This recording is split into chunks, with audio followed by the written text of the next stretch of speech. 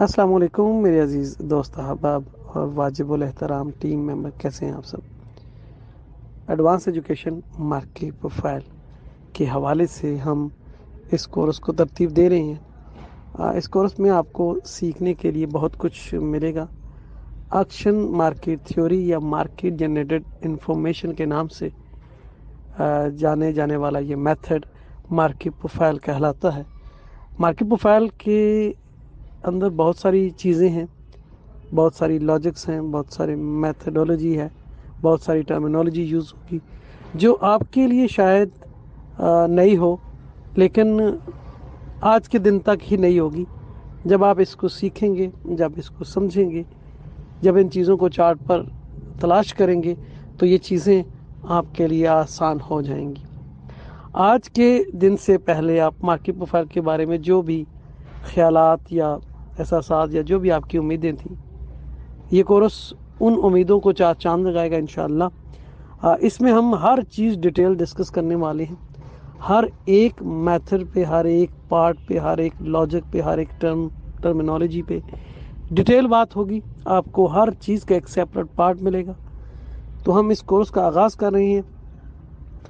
इस कोर्स में सबसे पहले माइंडसेट, कि आपका माइंडसेट क्या होगा। चीज़ें बहुत सारी होंगी, इन चीज़ों को देख के डरना घबराना बिल्कुल भी नहीं है। मार्केट प्रोफाइल में वैसे तो बहुत सारी चीज़ें हैं। हम 8 पार्ट पढ़ेंगे और हर पार्ट के आगे 2, 3, किसी के 4 छोटे छोटे पार्ट्स होंगे और उन सारी चीज़ों को आपके इल्म में इजाफे के लिए ऐड किया जा रहा है कि आपको चार्ट पर हर वक्त, जैसे कहते हैं ना, पल पल बदलती सूरत हाल के बारे में मार्केट प्रोफाइल से आगाही मिले। तो स्टार्ट करते हैं हम इस कोर्स को। बेसिक तारफ के बाद मैं थोड़ी सी एडवांस में कुछ और बातें भी आप लोगों से डिस्कस करते चलूं कि मार्केट प्रोफाइल सीखने से पहले आप लोगों का माइंडसेट क्या होना चाहिए। मार्केट प्रोफाइल, इसमें कोई शक नहीं है कि एडवांस टूल है, लेकिन इस एडवांस टूल को यूज करने के लिए भी आपको थोड़ा सा प्रिपेयर होना पड़ता है। अपने आप को आपने इस तरह ट्रेन करना है कि जब तक मार्केट में आपकी मर्जी, आपके मेथड के मुताबिक कोई ना बने, उस वक्त आप लोगों ने ट्रेड नहीं करनी।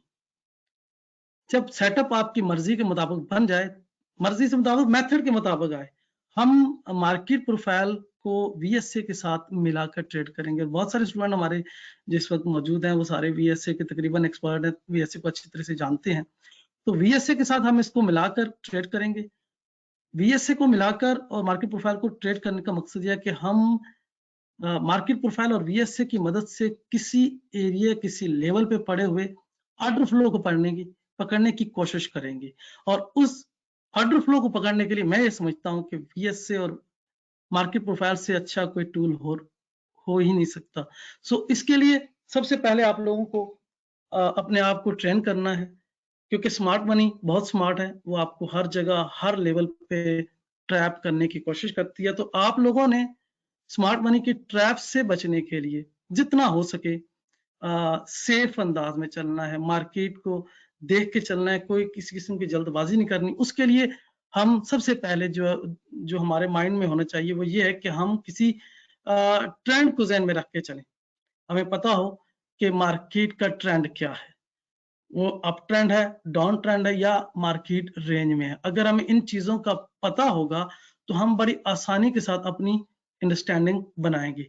तो ट्रेंड का जैसा कि मैंने ये ट्रेंड लाइन लगाई हुई है, इस तरह का हम भी अपने चार्ट पे एक बैकग्राउंड में ये चीज़ लेके रखेंगे। और हमारे पास 2 होते हैं, एक हर फॉरेक्स का चार्ट होगा, एक निंजा का होगा। निंजा पे हम प्रोफाइलें देख रहे होंगे और प्रोफाइलों का सेटअप देख रहे होंगे और आगे मैं इंशाल्लाह ये सारी चीजें आप लोगों से डिस्कस करने वाला हूं। तो बैकग्राउंड में हमें ये पता होगा कि ट्रेंड आपका है और मार्केट प्रोफाइल की कोई प्रोफाइल हमें बाई का सिग्नल दे रही है। फॉर एग्जांपल मैं यहाँ इस सरसरा सा आप लोगों को बताता चलूं कि ट्रेंड में हमें सिग्नल जो था वो जो है, ट्रेंड हमारा अप का है, ठीक है, बैकग्राउंड में। और हमारी ये जो आईबी है वो पिछले दिन की रेंज से ऊपर बनी। ये आगे आप इंशाल्लाह मैं आपको पढ़ाऊंगा कि इसका क्या मकसद है।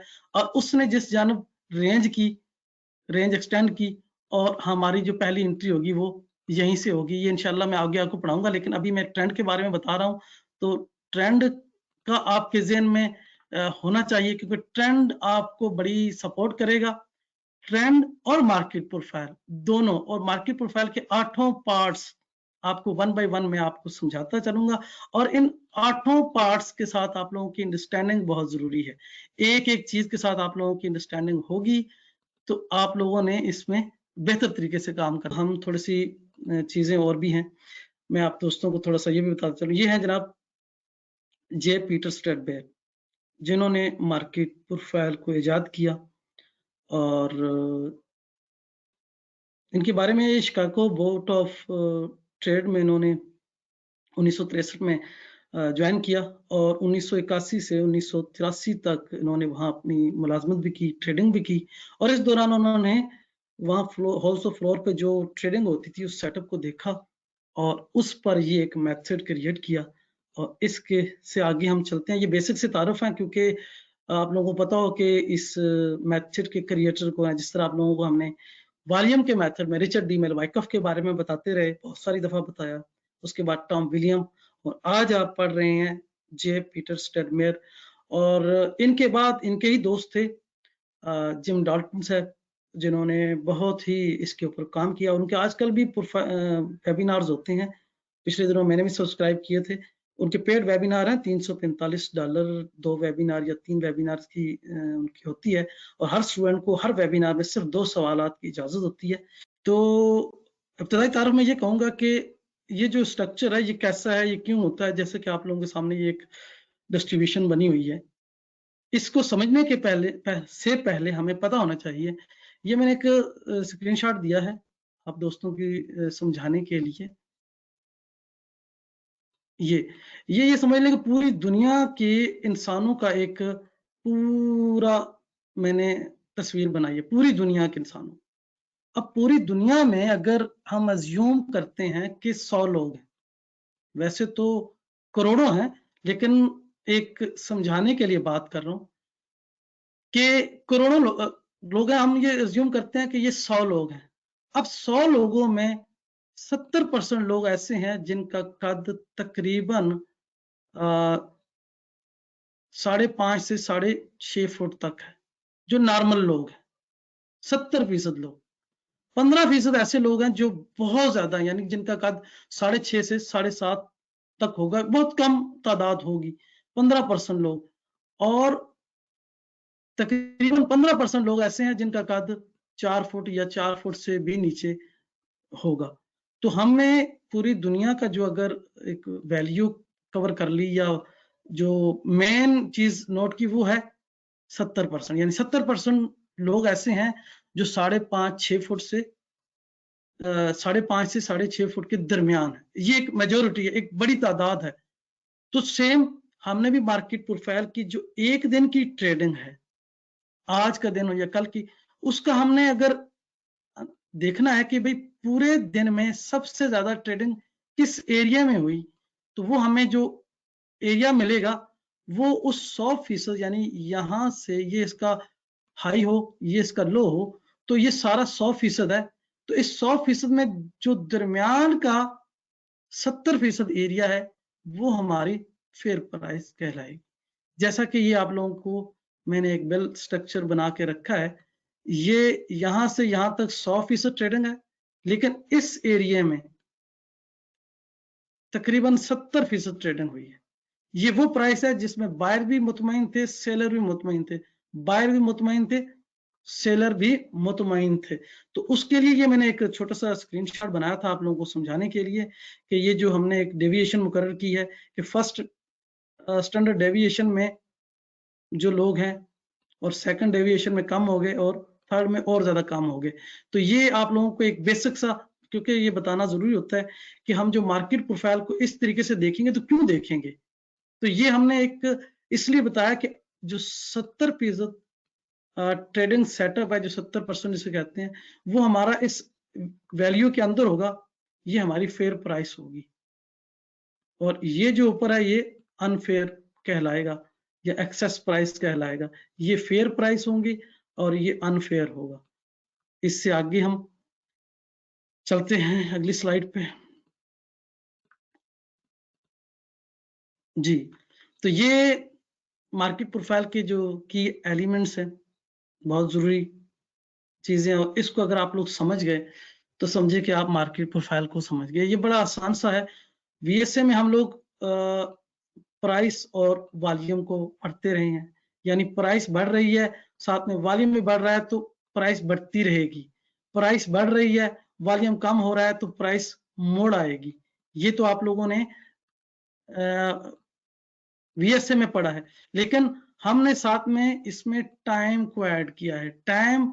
टाइम बताएगा कि इसकी एक्सेप्टेशन और रिजेक्शन। फॉर एग्जांपल मार्केट ऊपर जा रही है, किसी लेवल पर वॉल्यूम कम होता जा रहा है और इस लेवल पर इसने टाइम कम से कम सर्व किया, मतलब मार्केट गई जस्ट 3-4 सेकंड रही और वापस आ गई, इसको हम कहेंगे रिजेक्शन।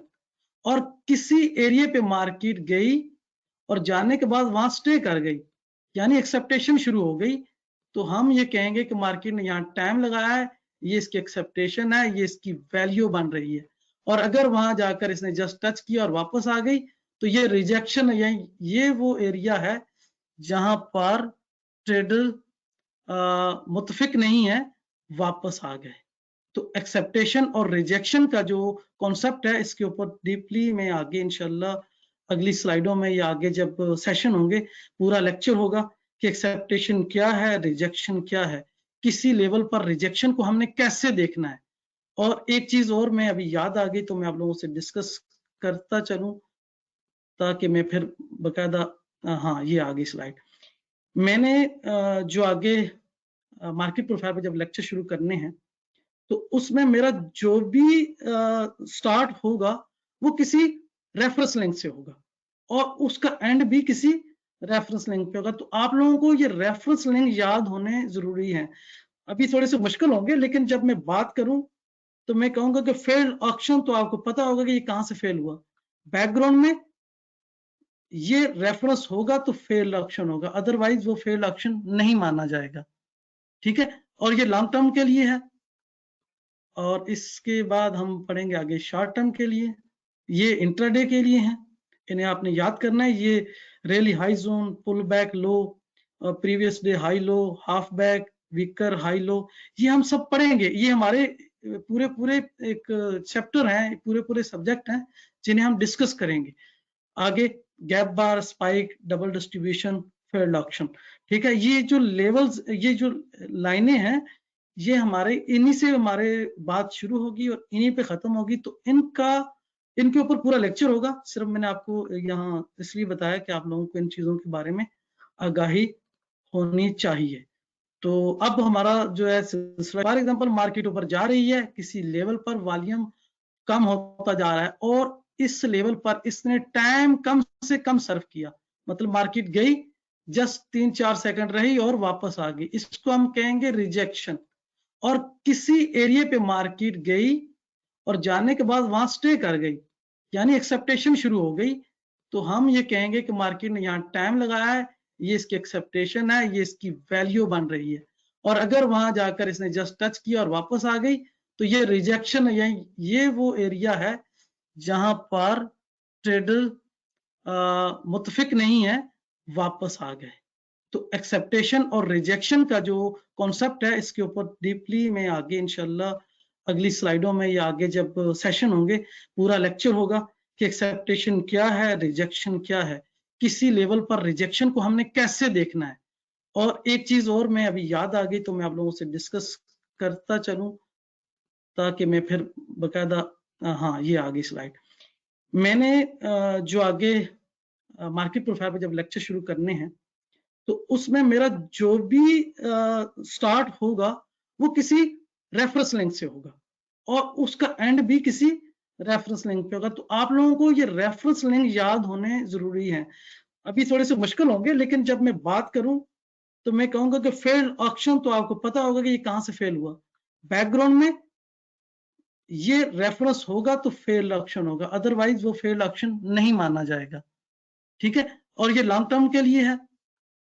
और इसके बाद हम पढ़ेंगे आगे शॉर्ट टर्म के लिए, ये इंट्राडे के लिए हैं, इन्हें आपने याद करना है। ये rally high zone, pull back low, previous day high low, half back, weaker high low, ये हम सब पढ़ेंगे। ये हमारे पूरे पूरे एक चैप्टर हैं, पूरे पूरे सब्जेक्ट हैं जिन्हें हम डिस्कस करेंगे आगे। Gap bar, spike, double distribution, failed auction, ठीक है। ये जो लेवल्स, ये जो लाइनें हैं, ये हमारे इन्हीं से हमारे बात शुरू होगी और इन्हीं पे खत्म होगी। तो इनके ऊपर पूरा लेक्चर होगा। सिर्फ मैंने आपको यहाँ इसलिए बताया कि आप लोगों को इन चीजों के बारे में आगाही होनी चाहिए। पहले जनाब की एलिमेंट का जिसको हम डिस्कस करेंगे, जिसे हम कहते हैं टीपीयू। तो मैं टीपीयू के बारे में आपको बताता हूँ। टाइम प्राइस अपॉर्चुनिटी, ये हमारे टीपीओ कहलाते हैं। एक टीपीओ 30 मिनट का होगा।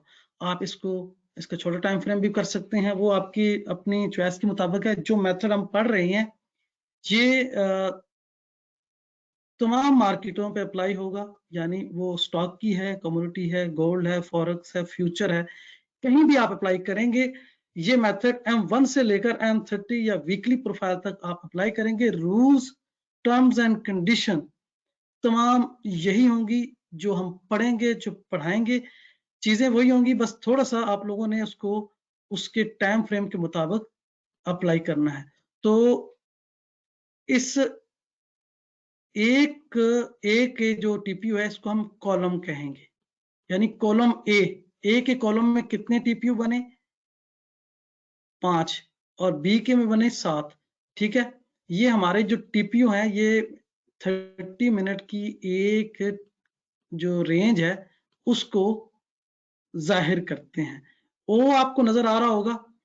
हर टीपीयू जो ओपन होगा, मतलब पहला टीपीयू जो ओपन होगा वो ओ से होगा, जब मार्केट क्लोज होगी वो सी यहाँ पर लिखा आएगा, तो उस पे यहाँ क्लोज का ऑप्शन आएगा। और इसका हर टीपीयू जो है वो 30 मिनट का होता है। जैसा कि आप लोगों को इसके नाम टीपीयू है, ये हमारे जो मार्केट प्रोफाइल का जो स्ट्रक्चर है, या इसको मैं ये कहूँ कि बिल्डिंग ब्लॉक्स है, ये इस पूरे बिल्डिंग ब्लॉक को बनाने में इसका बड़ा अहम रोल है। हर एक कॉलम में जितने भी आपको नजर आ रहे हैं ये टीपीओज, तो ये टीपीओज इस हर 30 मिनट की एक्टिविटी को जाहिर कर रहे होते हैं। तो आगे हम इसके ऊपर जो तफसील जो एडवांस में है वो ये पढ़ेंगे कि वो टीपीओ कितनी अहमियत रखता है, यानी वो सिंगल टीपीओ की क्या अहमियत है, डबल टीपीओ की क्या अहमियत है, हॉरिजेंटल डबल टीपीओ क्या कौन सा लेवल बनाएगा, सिंगल टीपीओ कौन सी चीज बनाएगा, जो हम सिंगल टीपीओ में कितने टीपीओ हों तो हमारी टेल कंफर्म होगी, और टेल में भी कितने टीपीओ की टेल ज्यादा स्ट्रांग होगी, और किसी पुअर हाई पर कितने टीपीओ का हॉरिजेंटल लेवल पे आना। तो ये टीपीओ को हम आगे एडवांस में पढ़ेंगे। फिलहाल सादा में यही कहना कि ये जो एक कॉलम है ए का, इसमें जितने भी टीपीओ हैं, और ये एक टीपीओ जो है वो M30 की पूरी एक्टिविटी को जाहिर कर रहा है। तो आगे हम चलते हैं इस पे, जब एडवांस पे हम इंशाल्लाह लेक्चर देंगे तो टीपीओ की जो अहमियत है उसके ऊपर हम बात करेंगे। अभी सिर्फ यही था कि आपको पता हो कि जनाब ये जो एक एक लाइन है, ये एक एक टीपीयू M30 की कैंडल का या M30 की जो रेंज बनी उसको ये जाहिर कर रहा है कि इस पर ये देखें 6-7 बने, अप के जितने भी बने हैं बड़े बने हैं, डाउन के बने हैं कम बने हैं। तो इन चीजों को आप लोगों ने आगे जब पढ़ेंगे तो उसमें आप लोगों को हम बताएंगे। अच्छा, आईबी किसी मतलब स्टॉक में या फ्यूचर में बात जगह पे ये 45 मिनट की होती है, लेकिन हम अगर H1 की अगर कहें तो M30 की जो पहली 2 कैंडल्स होंगी वो हमारी आईबी कहलाएंगी, ठीक है ना, आईबी। और आईबी के बाद अगर मार्केट इसी के अंदर ट्रेड करे, ठीक है ना, ट्रेड करे, तो ये हम ये समझते हैं कि जनाब मार्केट आज रेंज करेगी, ठीक है। और जैसे ही मार्केट इस एरिया को ब्रेक करे, ये हमारा ऑक्शन शुरू हो जाता है, ठीक है।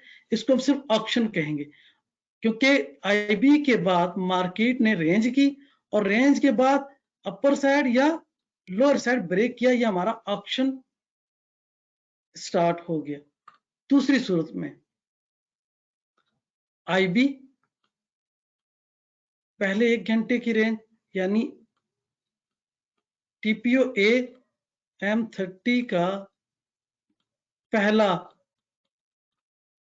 पहले 30 मिनट और टीपीओ बी जो बी है वो दूसरे 30 मिनट की ट्रेडिंग रेंज है। अब ये ट्रेडिंग रेंज है, अगर डीटीएफ ट्रेडर यानी डे टाइम फ्रेम ट्रेडर होंगे तो मैंने आपको बताया कि वो इसको रेंज में ही रखेंगे, ठीक है ना।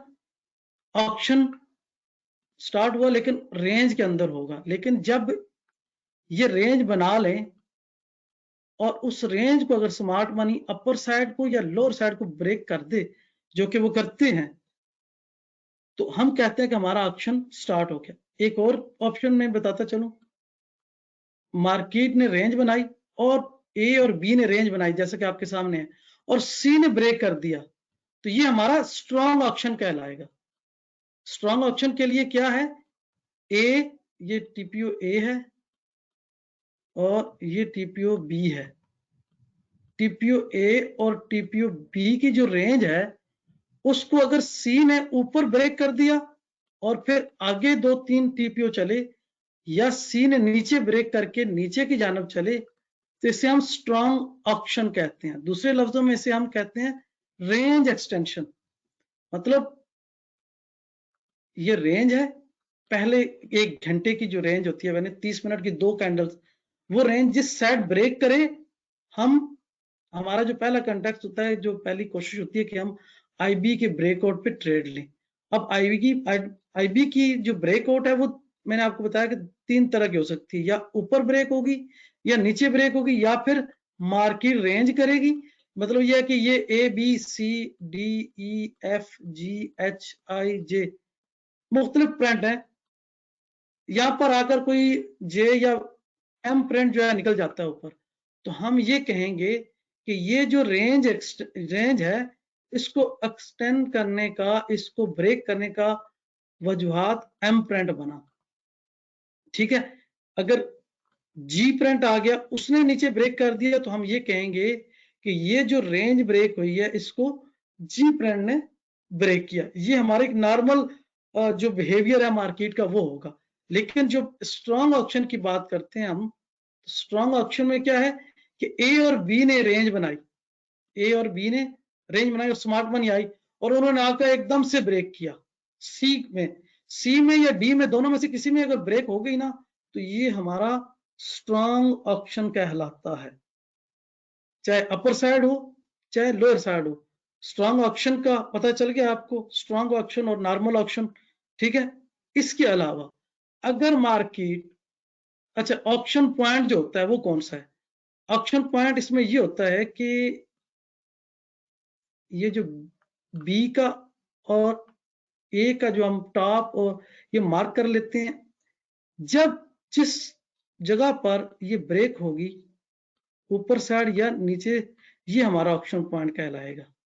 यानी यहां से ऑप्शन शुरू हुआ, ऑप्शन यानी अप का ऑप्शन या डाउन का ऑप्शन, तो ए और बी की जो रेंज ब्रेक होगी ये हमारा ऑप्शन पॉइंट कहलाएगा। आपको ये पता होना चाहिए कि ऑप्शन पॉइंट क्या है। तो आपने कहना कि पहले घंटे की जो रेंज थी, जो M30 की 2 कैंडलें ए और बी का प्रिंट जहां पर ब्रेक हुआ वो हमारा ऑप्शन पॉइंट होगा। आगे हमारी जो रेफरेंस लाइन थी उनमें आईबी रेफरेंस में है, ठीक है ना।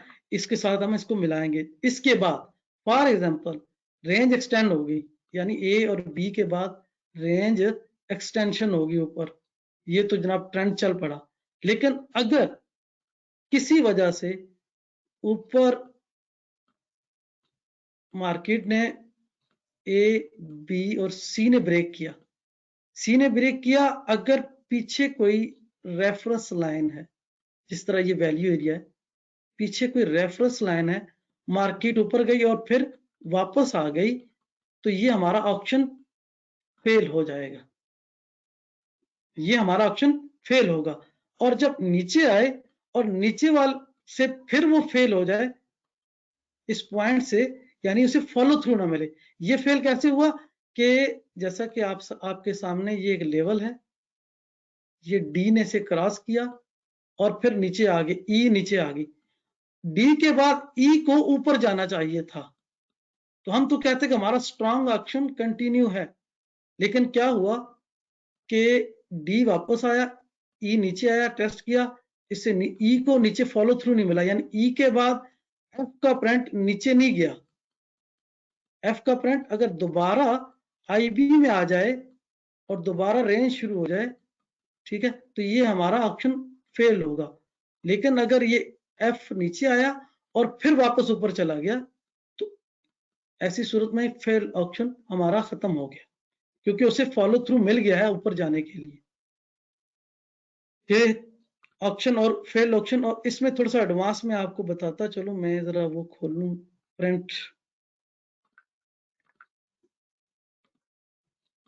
मैं बिल्कुल लाइट मोड में चल रहा हूं सर अभी, इसलिए कि आप लोगों के ऊपर जरा प्रेशर ना हो, चीजें बहुत सारी हैं डिस्कस करने को। इस तरीके से ऊपर निकली मार्केट, ऊपर निकली, अगर इसको फॉलो थ्रू मिल रहा है, ऊपर जा रहा है, तो ये हमारा स्ट्रॉन्ग ऑप्शन है, यानी ये ट्रेंड कंटिन्यूएशन है, रेंज एक्सटेंशन है, ठीक है। लेकिन अगर किसी वजह से हम ये अज्यूम करते हैं कि ए, बी और सी ने मार्केट को अप साइड पे ब्रेक किया, ऊपर कोई रेफरेंस पॉइंट है, मार्केट ने यहां जाकर कोई बाइंग क्लाइमेक्स बना दिया, या एफर्ट विद नो रिजल्ट बना दिया, या अप थ्रस्ट बना दिया, तो हम इसे फौरन ट्रेड करेंगे, क्योंकि ये मार्केट फिर वापस आएगी। और जब तक दूसरी साइड से ऑप्शन फेल नहीं होता, हम ट्रेंड में रहेंगे। जैसे ही कोई एक ऑप्शन एंड होता है, मार्केट फिर वापस आएगी और फिर इस लेवल को ब्रेक करके मजीद ऊपर जाएगी। ये तो था आपका ऑप्शन और failed option.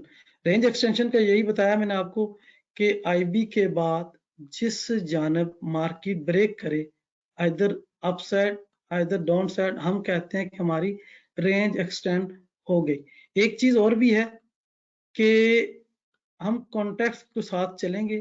For example market, ये हमारा पिछले दिन का प्रोफाइल है, ये इसका पीओसी है और ये इसका वैल्यू हाई है। मार्केट आज नीचे ओपन हुई, ठीक है, उसने रेंज एक्सटेंड की, ऊपर गई, यहां पर जाकर कोई अप थ्रस्ट बना पीओसी के लेवल पर, ये हमने इसे ट्रेड करना है, इसे हमने पहली फुर्सत में ट्रेड करना है, क्योंकि ये मार्केट ऊपर नहीं जाने दे। जैसा मैंने शुरू में कहा कि हम मार्केट प्रोफाइल और वीएसए की मदद से किसी एरिया में पड़े ऑर्डर फ्लो को देख रहे हैं, क्योंकि यहां से रेंज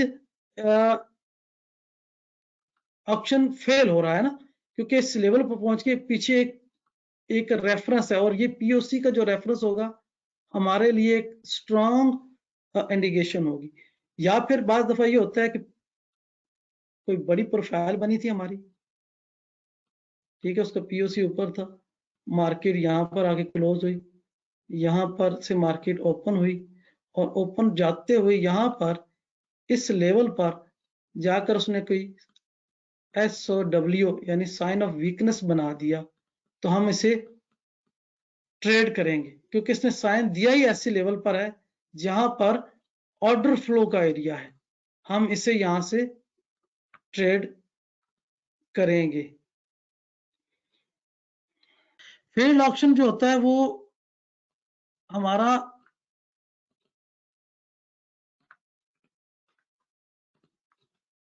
फेल्ड ऑप्शन जो है ना हमारा, मैं आपको बताता चलो जरा ड्रैग करके,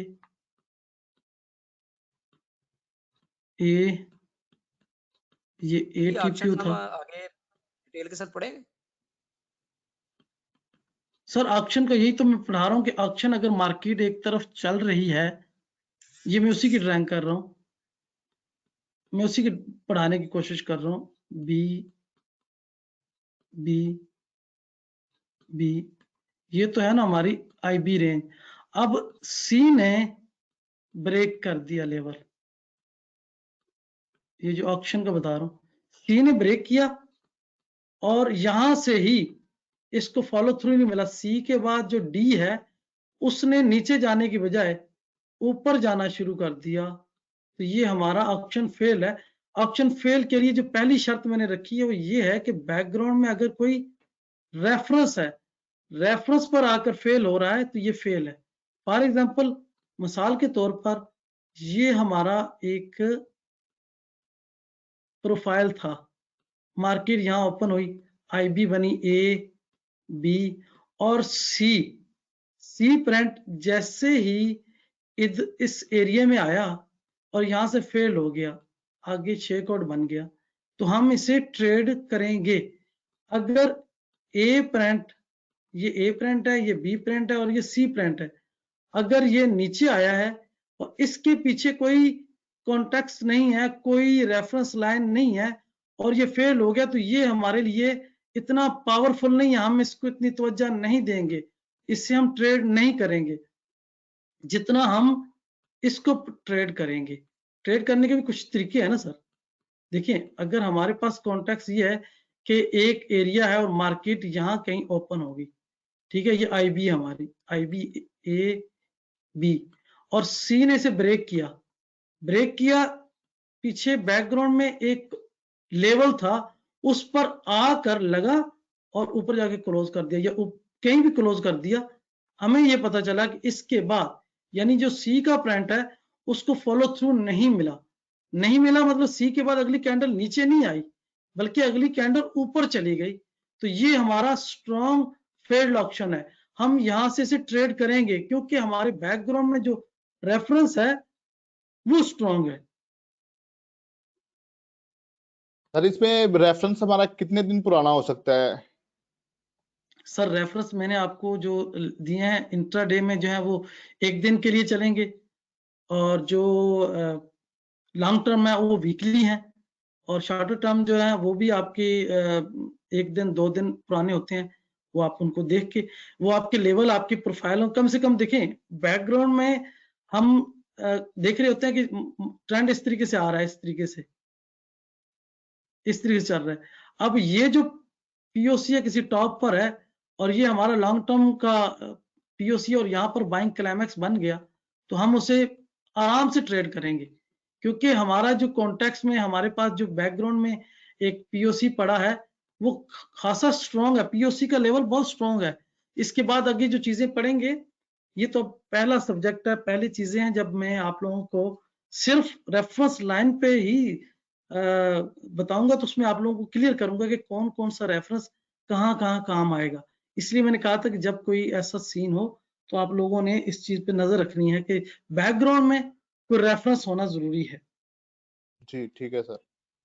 ठीक है ना। तो फेल्ड ऑप्शन के लिए मैं आपको जो समझा रहा हूँ, कोशिश कर रहा हूँ कि फेल्ड ऑप्शन कहाँ होगा। फेल्ड ऑप्शन के लिए आप लोगों को पिछले दिन के प्रोफाइल और आज की ओपनिंग को देखना है। ठीक है ना। पिछले दिन के प्रोफाइल के ये लेवल है, मार्केट कहाँ ओपन होती है। अगर मार्केट इसके अंदर ओपन होती है और नीचे आई है, और यानी ये आईबी की पहली 2 कैंडलें हैं, ये तीसरी नीचे आ रही है और पीओसी पे आई है, टकराई है, इसको नीचे ब्रेक नहीं कर पाई, तो ये ऑप्शन फेल्ड है। मार्केट को ये पंप करेगा ऊपर की जानब। अगर मार्केट यहाँ ओपन हुई है, ए बी और सी ने नीचे आई है, लेवल से टकराई है और वापस चली गई है, हमारे लिए ये स्ट्रॉन्ग फेल्ड ऑप्शन है क्योंकि ये जो लेवल है ये एक स्ट्रॉन्ग रेफरेंस के तौर पे काम कर रहा है। और फेल्ड ऑप्शन मैंने जैसा कहा कि सिंगल प्रिंट का भी हो सकता है, जैसे ए के जनाब प्रिंट थे, फिर बी और सी के बाद जो डी है वो वापस चला गया, तो ये फेल्ड ऑप्शन है। ऑप्शन पॉइंट हमारा वो है जहां से मार्केट ब्रेक करेगी। ठीक है। रेंज है, आईबी के रेंज के बाद अगर मार्केट रेंज कर रही है और जब भी वो इसे ब्रेक करेगी, हम ये कहेंगे हमारा ऑप्शन शुरू हो गया। ठीक है। वो रेंज एक्सटेंशन, ऑप्शन का दूसरा नाम रेंज एक्सटेंशन है। वो जिस जानब होगी हमारी रेंज एक्सटेंड हो गई है। अब इसके बाद आते हैं फेल्ड ऑप्शन की तरफ। आईबी बनी, आईबी के बाद अगर फेल्ड ऑप्शन, पहले ऑप्शन की तरफ आते हैं जो स्ट्रॉन्ग ऑप्शन है। आईबी के बाद यानी ए और बी के बाद जिस जानब मार्केट ने ब्रेक किया, अगर सी का प्रिंट या डी का करता है तो ये स्ट्रॉन्ग ऑप्शन है, स्ट्रॉन्ग ऑप्शन कहलाएगा। ये उस वक्त तक स्ट्रॉन्ग है जब तक ये फेल नहीं होता या ये पुल बैक नहीं करता, अपना ट्रेंड जारी रखेगा। अब बात आ रही थी आप लोगों को जो प्रॉब्लम आ रही है वो फेल्ड ऑप्शन पे आ रही है। फेल्ड ऑप्शन किसे कहते हैं? फॉर एग्जांपल आईबी के बाद सी ने या डी ने ब्रेकआउट किया, पीछे कोई रेफरेंस लिंक था, कोई रेफरेंस पॉइंट था या रेफरेंस लाइन थी, उसके ऊपर जाकर वो फेल हो जाता है, यानी उसको फॉलो थ्रू, इससे अगली कैंडल ऊपर जाने की बजाय टीपीओ कैंडल नहीं, टीपीओ जाने की बजाय नीचे आ जाता है, ये हमारा फेल्ड ऑप्शन है। फेल्ड ऑप्शन को हम उस सूरत में ज्यादा स्ट्रॉन्ग मानेंगे बैकग्राउंड में कोई रेफरेंस होगा। इसी तरीके से आईबी बना, आईबी नीचे ब्रेक हुआ, नीचे वाला फॉलो थ्रू नहीं वाला, मार्केट वापस आ गई, ये हमारा फेल्ड ऑप्शन है। और अगर ये नीचे जा रहा है और नीचे जा रहा है तो ये तो रेंज एक्सटेंड कर रहा है, इसको हम फॉल्ट ऑप्शन नहीं कहेंगे, ये तो ट्रेंड कंटिन्यूएशन होगी। जब तक पीछे कोई लाइन है और लाइन पर जो ब्रेकआउट के बाद उसे फॉलो थ्रू नहीं मिला, उससे हम फेल्ड ऑप्शन कहते हैं। यानी जिस ऑप्शन को आगे से सपोर्ट या एक किस्म का एक बाई का ट्रेंड शुरू हुआ यहां से आईबी के बाद, ये आईबी है और इसने ब्रेक किया, यहां से बाई शुरू हो गया, अब इसको कोई रुकावट नहीं मिली, कोई रेफरेंस वगैरह, तो यहां पर आकर कोई अपथ्रस्ट बन गया, जब ये फेल्ड ऑप्शन होगा, हमें पहले से पता होगा कि यार आईबी बनी है, पीछे एक पीओसी का लेवल है, ठीक है, पीओसी का लेवल है और इधर कोई अपथ्रस्ट बनाए तो हम सेल की एंट्री डालेंगे। ये हमारे ज़हन में पहले से ये चीजें होंगी, जब हम ट्रेड पे बैठेंगे ना, पिछले दिन का एक प्रोफाइल है और आज जो मार्केट, जो यहाँ मार्केट क्लोज हुई थी और आज मार्केट यहाँ ओपन हुई है, आज का ये हम देख रहे हैं, ये कल का लेवल है, हम इसका पीओसी या इसका वैल्यू एरिया हाई पर मार्केट जाकर ऑप्शन फेल करती है तो हम इसे फेल्ड ऑप्शन कहेंगे। अदरवाइज अगर ये चल रही है तो ये तो ट्रेंड कंटिन्यूएशन है, ये तो स्ट्रॉन्ग हमारा ऑप्शन होगा। स्ट्रॉन्ग ऑप्शन अगर ट्रेंड चल रहा है तो ये स्ट्रॉन्ग ऑप्शन है, और ऐसी सूरत में हम जब ये पुल बैक लेगा पिछले किसी लेवल के ऊपर, कोई शेक आउट बनाएगा तो हम यहां से बाई करेंगे, हम बाई में जाएंगे। लेकिन अगर ये ब्रेक के बाद इसके ऊपर, मैंने बात कही कि अगर ऊपर कोई रेफरेंस लाइन है और यहां पर इसे फॉलो थ्रू नहीं मिलता, यहां से ये मुड़ जाता है, अपथ्रस्ट बनाता है, तो ये फेल्ड ऑप्शन होगा, क्योंकि इसने वापस आईबी में वापसी, इसने रेंज में आ जाना है, दोबारा इस रेंज में आ जाना है। ये चीज मैं समझाने की कोशिश कर रहा था। ये सेशन जो आपने देखा, इसमें जितनी भी चीज़ें पढ़ाई गई हैं, टीपीओस के बारे में, आईबी के बारे में, फेल ऑप्शन के बारे में, ये चीज़ें चार्ट पर बार बार बनेंगी, बार बार आएंगी। आपको इन चीज़ों से पूरी तरह आगाही हासिल करना है, इनको पहचानना है, अपनी आंखों को ट्रेन करना है। जब कहीं जहाँ कहीं बने तो इसके ऊपर आप एक अच्छी ट्रेड ले सकते हैं, एक काउंटर ट्रेड ले सकते हैं, एक रिवर्सल पैटर्न को पकड़ सकते हैं। तो ये आज का जो सेशन था, इसको हम यहाँ पे अख्तिताम करते हैं। नेक्स्ट सेशन में हम इससे थोड़ी सी एडवांस, और फिर हर सेशन में पिछले सेशन से एडवांस चीज़ें लेके आते रहेंगे, और आपको इन तमाम चीज़ों को समझना है। इस कोर्स का मकसद एक यूनिक इन्फॉर्मेशन, एक मार्केट जनरेटेड इन्फॉर्मेशन को रीड करने का तरीका, कि वो कहाँ पर वकू पजीर होंगी और उनको हमने किस तरीके से रीड करना है, किस तरीके से देखना है, उसकी इब्तिदा हम कर चुके हैं। आहिस्ता आहिस्ता आपको हर सेशन में कुछ बेहतर, कुछ और ज़्यादा यूनिक और आपके काम में बेहतरी लाने के लिए कुछ और स्किल्स जो हैं इस कोर्स में आपको मिलेंगे। आप इनसे पूरा फ़ायदा उठाएं, इनको समझें। जिस दिन आपको इनकी समझ आ गई, आप बेहतरीन ट्रेडर के तौर पर काम कर सकेंगे। दुआ में याद रखिएगा। अल्लाह हाफिज़।